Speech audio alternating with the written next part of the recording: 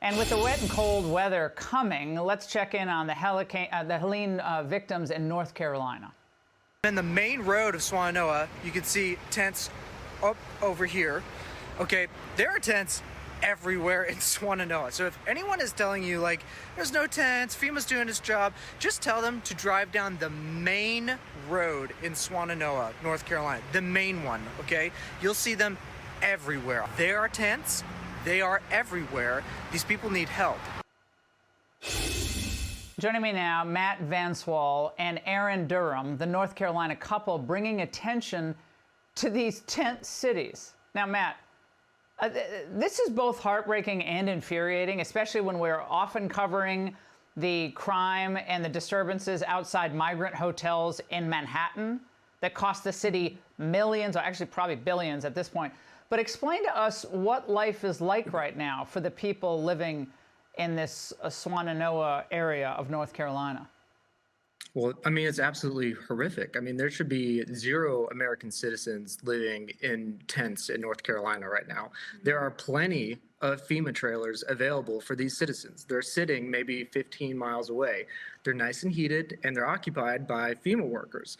So I put out a post saying, hey, maybe, you should get out of those and hand them to the people in Swannanoa, because it's getting cold outside. On Friday, it's supposed to be 20 degrees. So why not just hand them over and do the paperwork later?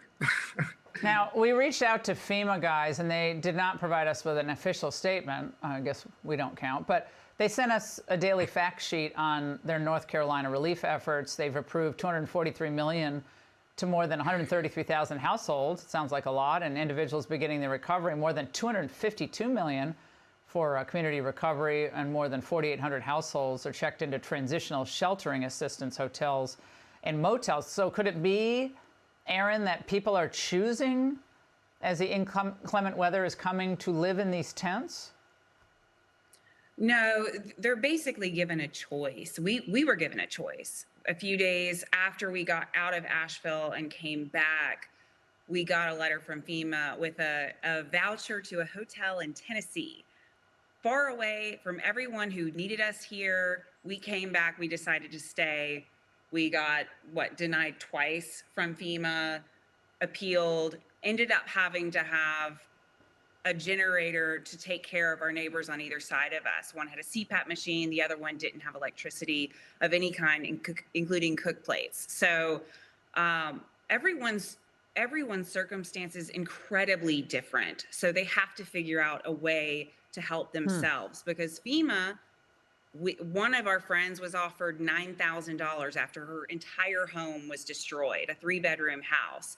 So the person that actually helped her the most was a church. A church donated an RV that's to her. usual. Yeah, that's the usual way it goes. The faith community steps up. But you talked to somebody who still hadn't gotten any financial assistance, correct? Or we did. Sorry, the Angle did. Well, let's play that. Sorry. Go ahead. No, we don't have it. Sorry. I'm getting, okay. All right. We got, sorry, I'm getting too much information while I'm trying to talk to you. So the point here is that I think Americans see that lots of people around the world need our help. I get it, and they do. But when we're putting out $200 billion to Ukraine, and yet we have any Americans who still are not in a really safe, warm shelter, that just seems, it seems criminal. I mean, but they're running out of money. I mean, we're seeing articles, they're running out of money at FEMA. No money. That's the massive pivot, and I don't wish this upon anyone, but the big pivot was Matt and Erin before this were pro, go help other countries, make sure they're taken care of, make sure Ukraine has weapons. And now we realize, wow, this has affected people, that were already impoverished, to people with multi-million-dollar houses, people that once had lots of land that now the land is in the river. This has affected everyone, and we are getting help from nonprofit organizations and churches.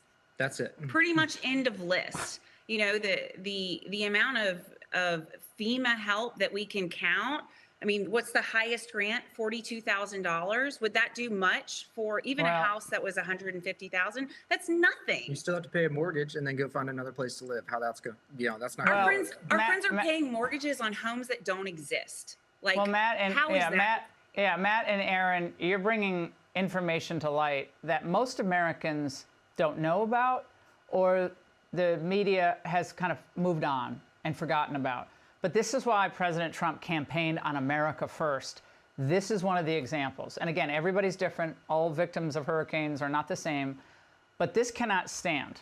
This cannot continue. No. And a January 20th cannot come soon enough. FEMA needs a total redo.